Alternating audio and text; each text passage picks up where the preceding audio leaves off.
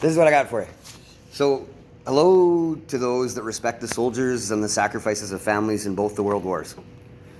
My name is Craig Massey, but for about the last year I've went by the name One, and others call me the Sinister Minister. And I chose that name because I like to add to it for Prime Minister.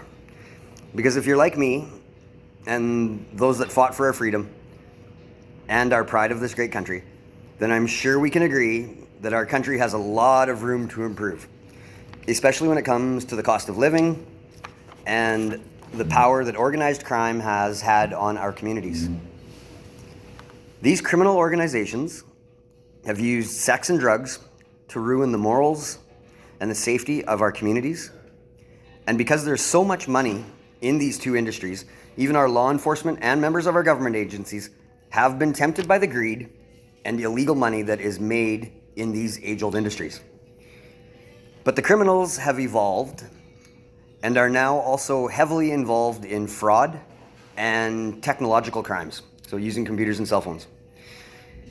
They also use women as pawns in the sex trade industry, and they ruin the lives of many, and I am one of those whose lives they have tried to ruin. I've been homeless for over a year, and I have sacrificed my time with my family because I won't back down to these spineless, cowardly thugs that hide behind computers and cell phones. They've stolen everything from me, and I'm still not going to quit fighting these terrorists. But I am tired, and I'm angry, and I want to fight back for my elders and for yourselves and for our children.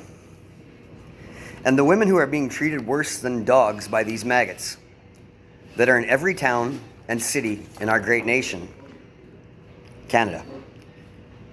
I'm here today to ask for your help, to help me, to help others get back on their feet, and to respect those that lost their lives and fought to ensure that all Canadians have shelter and feel safe on our lands.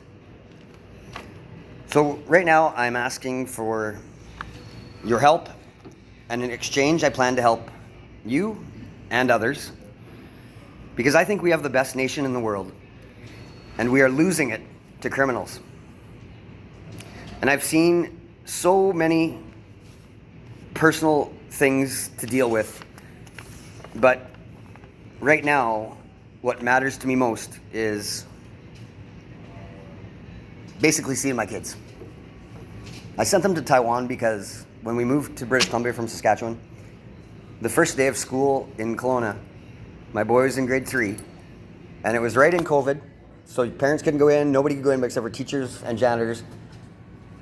And at about 9:30 in the morning on the Facebook group, the school put out an announcement that a boy in grade 3 had been rushed to the hospital in a coma. And they said, don't call the school because they need the phone lines open to try and get a hold of the caregivers. And they didn't think of giving that boy Narcan, like the anti-overdose drug, until 6 o'clock or 6:30 that night. And the boy came back to life. And he said he found something in a plastic bag that looked like a jelly bean, and it's called poor man's heroin, which is made of chemicals and dirty drugs, and basically it just about killed that kid. And that was when I said, I don't want my kids growing up here. Because they're 11 and 5 now.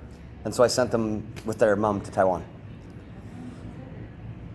And it's happening everywhere. I've been in Salmon Arm for just over a week, and I've already seen 5 people die. And I died myself. And didn't know what it was, but that's what's happening on the streets. And I'm sure you see the homeless people. They're stealing things. They're stealing everything from stores, from your yards. They're wrecking everything. And it's not because a lot of the homeless people are bad people. It's out of desperation. Like so they have addiction problems, yes, and some of them have made mistakes. But the shelters are involved in these crimes, and there's no way to help them. Right now, there's no way to help them. And the government isn't going to do it for us. The government is just too slow. And so I'm asking for your help to spread the word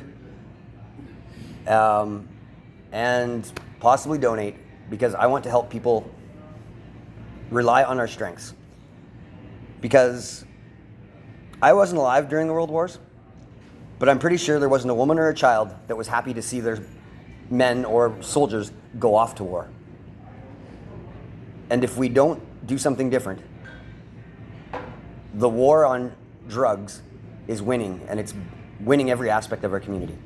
Doctors, nurses, lawyers, you name it, police are all involved. And that's what I have to say.